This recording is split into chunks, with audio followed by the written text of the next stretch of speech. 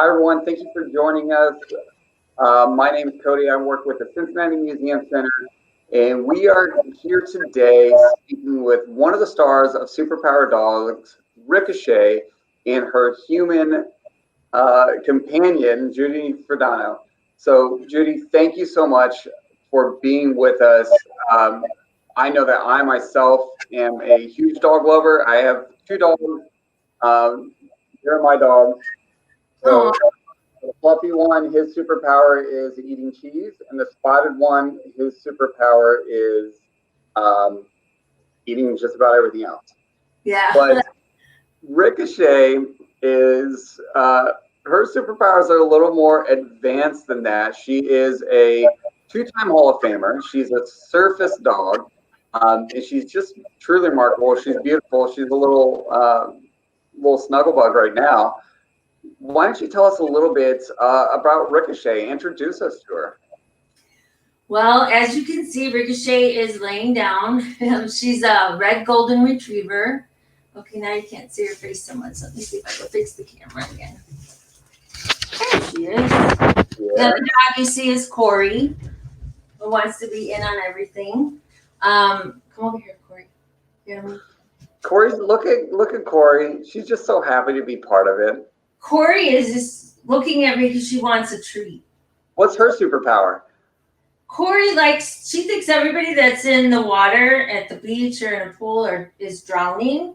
So she wants to save them all. So we actually did start a program for her called Canine Assisted Swimming. So she helps swim instructors with special needs kids. And she wears a life jacket and the kids will hold on to it and kick their feet and do back floats. And she just kind of breaks down the barriers between the kids that are nonverbal especially. So that's what she does. We haven't been doing it, obviously, COVID. But that's about her. And she likes to play with her ball a lot. She's 4. Ricochet Corey's hiding. Come over here. Come on. So Ricochet is going to be 13 in January, and she's a golden retriever female, and she was born in my home, took her first breath in my hand. She has an interesting story right from the beginning in that I knew that the litter was going to be 10 puppies and I was going to keep a girl. So we were getting ready for the 9th one to come, and there were only a couple girls. So I turned to the mom and I said, okay, make the next one a girl and let her have a piece of white fur on her chest. And out popped a girl with a white piece of fur on her chest. So she came into the world with a message right off the start. So she originally, I was training her to be a service dog for someone with a disability. And she was a brilliant little puppy. I think in the movie it kind of shows her on a little boogie board. And she lost interest in training somewhere around 14 to 16 weeks of age and was shut down then for like a year. And I struggled with her for that whole time, trying to get her back into the training mode. And it wasn't working. And then when she was 7 months old, she found an interest in birds when she was at the beach. So then I had to work on that problem. And then when she was 15 months old, we were at the beach, and I was right around the time of thinking, okay, I need to release her from the program because I can't guarantee that she'll never chase a bird or a squirrel or something. So at that same time, I knew of another service dog program that was placing one of their dogs with a 14-year-old boy that is quadriplegic. And he's an adaptive surfer, so he goes out on an adaptive board. So I thought, okay, well, they have surfing in common. Hey. And we can do a fundraiser, and maybe we can have Patrick come out and surf on his board. Ricochet can surf on hers. We'll push them off into a wave, show what they have in common, and then do our fundraiser. But then when we were out there that day, they did that. They took several waves into the shore. And then at one point, Ricochet jumped off her board and onto Patrick's. So it was actually Ricochet's idea and decision to surf with people. I'm not a surfer. I never would have thought about that. So I just at that time saw her running back in the water to do it over and over again. So it was like I felt like she was born again that day. And since that day, then I just kind of allowed her to do what she is here to do. And that is surfing. That's what most people know her for, is her surfing with kids that are disabled. But she's also a certified therapy dog and an incredible healer. So she works a lot with service members and veterans with PTSD. And a lot of that is through the recovery and healing process. She's a very intuitive dog. So yeah, so she's been doing that with the military for probably 9 years. And with COVID, we haven't done it in 7 months and we miss it. But yeah. How is Ricochet adapting to COVID? Is she missing that connection and that contact with these people? Yeah, that's a really good question. We were home for 2 months where we didn't go anywhere. And because she's going to be 13, I was worried because she does need that physical interaction with people. So I was getting scared that she might give up, check out. I didn't want that to happen. So I kind of had to weigh the risks versus the benefit. And the benefit of getting her back out there outweighed the risk. So what we do now, what we started doing for those 2 months was we would do it through Zoom, but it just wasn't the same. So I finally decided that, okay, we'll go and visit some friends and we'll be outside, which outside is better. And they can wear gloves and a mask and I'll stay 6 feet away. So we started doing that with friends and then it's kind of grown. So now we do it with whoever wants to meet with her. And it's very good for her and good for the people because many people haven't been touched in 7 months. They haven't been able to hug anybody in 7 months.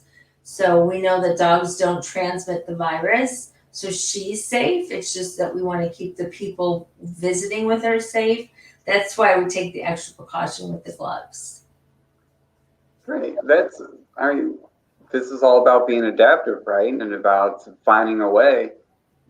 I want to back up for a second. When did Ricochet first jump on a surfboard, or when did you first see that in her? Well, when she was 8 weeks old, I had a little kiddie pool and a boogie board. And I invited her onto the boogie board and she had really good balance. So I kind of kept playing around with that in addition to her service dog training. And, you know, that we'd go to a bigger pool and then the bay and then the beach. And so she was, but even then she'd surf a little bit and then that she'd be done. She wasn't interested. So it wasn't until she actually had a person that was disabled on the board with her that she was all in. So, yeah, it took her 15 months for me to realize what she was here to do. And clearly, Corey doesn't want us to forget about her. Does she surf as well? No, she doesn't surf because she thinks whoever's pitching the board for her to ride the wave is going to drown. So she jumps off the board to go save them. But with Corey, Ricochet taught me so well. It took me 15 months to learn what Ricochet wanted to do and only 7 months for me to learn what Corey wanted to do. So I'm more aware now of what the dogs are trying to tell us. Had you worked with any other dogs before that surfed as well, or was this relatively new for you with Ricochet? Yeah, no, totally new for me. And like I said, I don't surf. So once it got past knee deep in the water for me, I needed to find a water handler for her. So we did have a gentleman named Dave that has worked with us for years. And he was like her main water handler. And we would also have other volunteers because if we're surfing with somebody who's disabled and they fall off the board, we want to be able to make sure they're safe. So we have people staggered throughout the water to be able to get to them quickly. But yeah, no, I didn't. I probably won't try surfing another dog believe it or not, I kind of got tired of the beach. So, yeah, but we are really passionate about the healing aspect of what Ricochet does with the military. I'm laughing because Corey's ball went under the couch and now she's whining. Corey, we understand.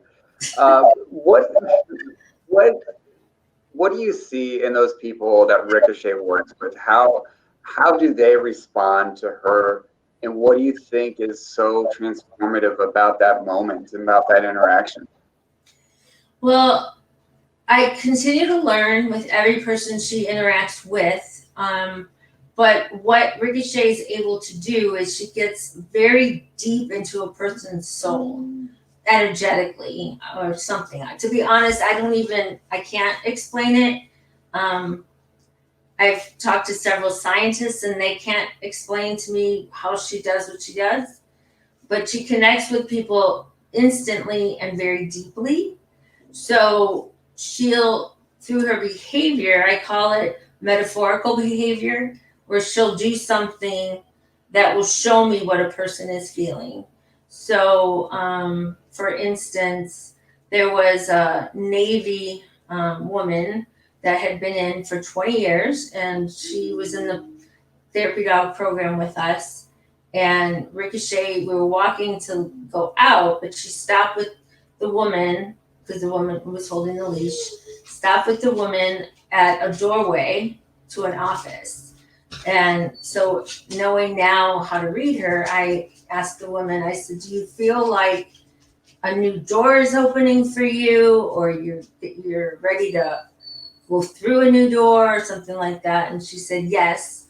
She's getting ready to retire from 20 years in the Navy, and it was very, not traumatic, but anxiety provoking to be able to do something else after 20 years. So Ricochet was showing me that this woman was going to go open a new door to a new path in her life. So she does a lot of things like that. She'll alert. The behavior she uses most when she's alerting is she'll stop and plant and not move. And that's when I see her do that, I know that there's something in the environment, there's a trigger, or the person is feeling something. So I always will scan the environment to see, okay, what could it be that she's alerting to, or ask the person if they're feeling a certain way, especially if it's trigger related. So it becomes for them, it's like Ricochet does a behavior, I interpret the behavior, I ask the service member a question, and then they actually end up validating. So it's kind of a teamwork effort between the three of us, because without them, I wouldn't have the validation that what she's telling me is accurate and true.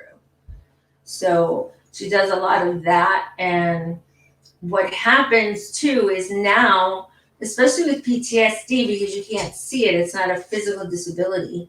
So what will happen is the person will also feel validated that their feelings are real and they're not going crazy. And the other thing that happens is they tend to trust Ricochet pretty quickly. And then that trust transfers over to me. So then they're feeling more comfortable because they're in a trusting relationship type thing. So then whatever does come up, they can then go talk with their therapist about and continue on their recovery journey. Corey, leave it for now. Oh, look at that face. She's making it hard for you. Crawl under there and get the ball, but I'm not doing that right now, Corey. As someone who's grown up with dogs my whole life, and who has two dogs, now I know there's just something about dogs that you can't explain. You feel comfortable with them. I know some people will talk to dogs and tell dogs things they won't tell humans, and they feel like there is a connection there, and it is therapeutic. what do you think it is about dogs that lets people open up and that can have such a healing nature to it? I think it's magic. Yeah, that's the superpower aspect, right? Really, I just think dogs are magical beings. But what I also believe is that they live in a different realm than we do. Like they're here with us physically, but like spiritually or something, they're on another plane.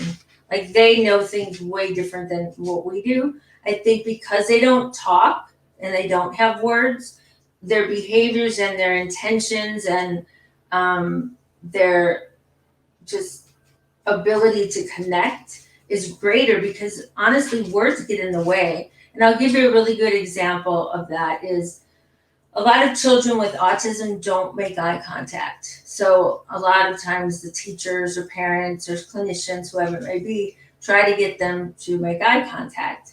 And Ricochet was surfing with a boy, and she's surfed with him a while, so we've known him for a while. And somebody was out there that day and was taking video in slow motion. And Ricochet and the boy were surfing into the shore. When they got close, they both jumped off.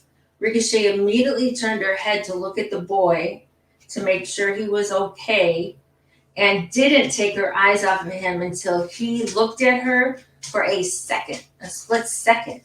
And with that eye contact, she ran to the beach, that he was fine.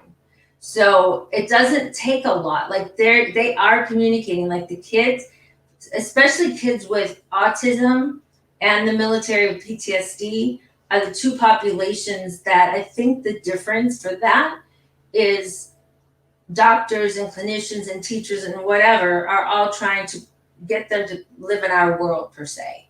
So what the dog does, or in Ricochet, is instead of expecting someone to come into this world and be like everybody else, the dog goes into their world. And because of that, then there's just that connection. That's a great way to put it. That's incredible. It's in the film Superpower Dogs.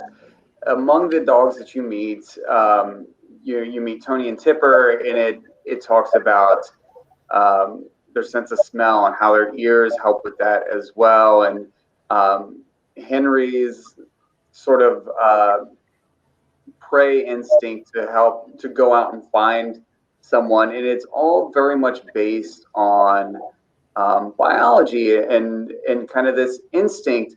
But with Ricochet, like you said, it is magic. It's something else that science just can't explain, that bond that she can so quickly form with people.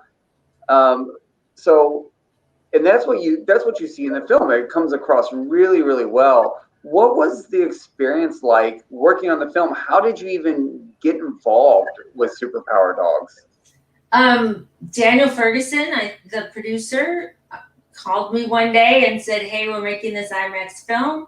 Can we meet up with you and chat about Ricochet?" And we met up, and he's from Canada. The other producer was from Africa, and they both met with us at a Starbucks, and we just chatted. And I don't know, that Daniel tells a story about how there was a man sitting across from us, outdoors, of course, and how Ricochet went to him, and the guy said something like, "I really needed that today," or whatever. So I guess Daniel was sold on that meeting, and then from there it just, it was a process, because it took a couple years for the film to actually be filmed. So yeah, so I can't remember how he found out about her. It was just through the internet, or some other scientist was talking to him and told him about her. I don't remember, but yeah, I mean, we went to be filmed for a Nat Geo show once at Duke University with a scientist who saw her do what she does and could not tell me. All he said was she made me a believer, but he couldn't explain it. So honestly, when throughout the filming and just knowing we were going to be in the movie and who the other dogs were, the rest of them are like search and rescue, water rescue, avalanche rescue. And it's like, and then Ricochet. and I just felt like she didn't fit in. But then I realized she's emotional rescue. And then once I realized that, then I was like, oh yeah, that makes perfect sense. And it kind of ties up the whole film. And I truly believe all dogs have the capacity to do what Ricochet does. I just think in her case, I've nurtured it now for so many years. And typically, when a dog is trying to communicate something to us, we very often, probably most often, think they're misbehaving. So if a dog comes up to you and starts just poking you and poking you and poking you, and you're like, stop it, stop it, stop it. Well, that dog may actually be trying to tell you there's something wrong. So what I educate people now is to, if a dog is doing something that looks like misbehavior, just assess the situation. What's going on in the environment? How are you feeling? And then from there, then decide what you're going to do. Because I think what happens most of the time is the dogs are told no so much or shut off so much that they just give up and then they just don't do it anymore. And it's a very different way of looking at dog behavior. Like I have a degree in service dog training and I've taken many, many seminars and we learn dog behavior and how to interpret it. But this is different. It's really looking at it from a completely different perspective and more from a healing perspective. Like the dog is, I just think dogs naturally want to help us. It's just, they're, that bond that you were talking about. The first thing that came to my mind when you talked about dogs having that intuition where they're just poking at you and bumping you, that something might be wrong. My dog does that to me a lot, and typically what ends up being wrong is that there's not a treat in his mouth. Yeah. And so he's got that sixth sense. It's really he's really incredible in that way. But you don't hear that as much from cat people. You mentioned the moment when Daniel Ferguson met you and Ricochet in the Starbucks, and he saw the man, and they kind of had that, Ricochet and the man had that quick connection.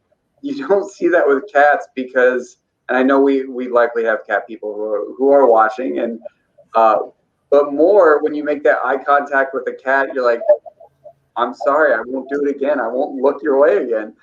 And I actually talked to Daniel Ferguson when he was in town for last winter, and he said someone asked him about making a movie about superpowered cats, and he said, I don't know that movie can be made. I don't know if there's enough money in the world to pull that one off. What was the behind the scenes experience like working on the film? What was filming like? How many days were you all involved in shooting this? In the actual filming, it was 3 days. It was 2 days at the beach and then 2 days at the Balboa Park that has the museums and the IMAX theater and such. And it rained some of the day at the beach, so that was kind of not great because everybody was freezing and waiting for the sun to come back out, or at least the rain to stop so we can continue shooting. The cameras were massive. And then it was where they had, I think they had a school teacher there for the kids, and there was a vet on site. And, we were filming with a veteran that has PTSD. And my main concern was him over anything that was going to be filmed. So honestly, at one point, I did ask him to turn the cameras off because he was having a kind of a little bit of a meltdown. So it was like, just in the future, now I know that, okay, we have a teacher, we have a vet, now we need a psychiatrist or psychologist, somebody on site has credentials. But it all turned out fine. And Daniel is such a very accommodating person. So he just kind of moved things around as far as how we were going to film, and it was fine. But it was, Ricochet's used to being in front of a camera, so she didn't have any issue with it. And Daniel's amazing. So he, was very willing to listen to feedback on, especially with the veteran, of just what we could say, what we couldn't say. They were given, the veteran actually was still considered active duty because he had vacation time left. So we had to deal with the military and all the rules. So there were some limitations there, but again, it all worked out. Did you get an opportunity to meet some of the other dogs that were in the film? I met Henry and Halo. The other ones were too far away, so they didn't bring them. But I did meet all the handlers. Oh, that's great. Not the ones from Africa, though. They were not there. But Henry's handler and actually the Italian trainers and the dogs in Italy, because Corey wanted to do rescue, what I thought, she liked seeing, helping the kids in the pool. We actually did a fundraiser and had two of their trainers from Italy come and work with Corey and the swim instructor for like 5 days, I think it was. Oh, So, wow. yeah, so that was really cool. So we got to meet them, and then we met, I forget his name now, starts with an F, Ferruccio. We met him at the premiere. And so you mentioned, you brought us back to Corey for a second. I wanted to address the question that one of our viewers had. We know Corey likes to swim. Does Ricochet like to swim also? Yeah, she kind of has to swim and Yeah, right. with surfing, but she doesn't like to wipe out. So if for some reason there's been several wipeouts, then she's kind of done. But honestly, that's only happened like once, and it was really at the beginning before we really knew what we were even doing. So she took in a lot of salt water and was sick for a couple days. So after that, we said we always need one person that is just helping Ricochet. So if there's a wipeout, yes, everybody needs to get to the child or whoever it is, but somebody needs to get to Ricochet too. So once we did that, and that was, like I said, way at the beginning, like after 2 months of doing it. So if humans hang 10 when they surf, is Ricochet hanging 20? Is that what it is? I don't know what the phrase comes from. They say hang 20, some say hang 18. I mean, just, I don't know. It's all different. Speaking of that, Ricochet is part of 2 Hall of Fames, right? Tell us a little bit about that. She is in, what is she in? She's in 2 Surf Dog Hall of Fames, and then she's also in the American Veterinary ACVM, American College of Veterinary Medicine, I think, in their Hall of Fame. Oh, wow. It's funny that she has so many accolades that you're having trouble rattling them off. It more sounds like what I ate while I was just working from home yesterday, snacking all day, trying to remember everything I ate. Yeah. Is the equivalent of her just racking up Hall of Fame inductions. That's so incredible. She does have a lot of accolades, and it is hard to keep track of, and we are very honored, and every single one just helps us raise more awareness for the causes that she supports. So we're grateful to all of them. And probably one of our biggest highlights, which wasn't an award or anything, but it was being invited to the Pentagon. Oh, wow. Yeah, that was really cool. And with the veteran that was in the movie, and they interviewed him and did on their social media, they created a whole video. And yeah, it was really amazing. So is Ricochet for you, is she as much a pet and a companion as she is a working dog, or what is your relationship like with Ricochet? It's an interesting relationship that I don't know that I even 100% know. Surprisingly, to me anyway, I have a lot of health issues and pain and all that kind of things, and there was one day that I was extremely anxious because I thought I heard footsteps in the middle of the night, and she doesn't help me. She doesn't do anything for me, and I don't know why that is. Like, I just think it's weird. However, I did have quadruple bypass surgery and a valve replacement in 2011. And then last year, I had to have the valve redone. And when we were in Washington, D.C., we were in a parking garage and walked up one flight of steps, and there was a landing and then go up the next. And she wouldn't move, like she wanted me to stop and catch my breath. That was pretty much the only time she's ever done anything like that. So I look at myself as Ricochet's facilitator. Like I call myself her guardian. Like I'm supposed to take care of her and make sure she's safe and that I can communicate what she wants said and what she's here for and all those kind of things. She is a pet, but Corey has got more of a connection with me, and my dog prior to Corey, Rena, also had a stronger connection with me than what Ricochet. It's almost like it's a business relationship, kind of. Yeah. I mean, certainly, like we do. She's a pet, and we do things and hang out and go places and all that. But it just, it's different. Do you sometimes feel more like her agent than anything? Yeah, maybe something like that, because she does keep me really busy. What's her treat of choice? How does she kind of unwind and indulge? Yeah, you know what the work Ricochet does is emotionally taxing, because she's taking on a lot of those negative emotions that people are sharing with her.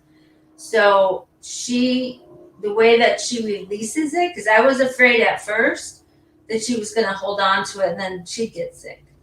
But she figured her own way of not keeping it, so she lets it go. But the main way is running. She likes to chase birds, she likes to chase squirrels, bunnies, anything like that. So when we would surf at the beach and spend a whole day in the water and interacting with so many people, at the end of the day, I'd let her go run. She chased like the shorebirds or whatever. She also digs a lot for gophers. So I have huge holes in my yard, but I let her do it because I know that's how she's releasing her energy. So and she just likes to run and chase and hunt, and so I let her do it because I think she deserves it, and it's also a way for her to release all that energy. Sure. Well, I'm not sure if I have any more questions. Is there anything we're missing about Ricochet? Is there anything that is there a side to her we haven't seen? Well, we haven't seen the right side. She's not rolled over yet, but are we missing anything about Ricochet? Come here. She is. Here, come here. See, I have to get a treat for you to come here, right?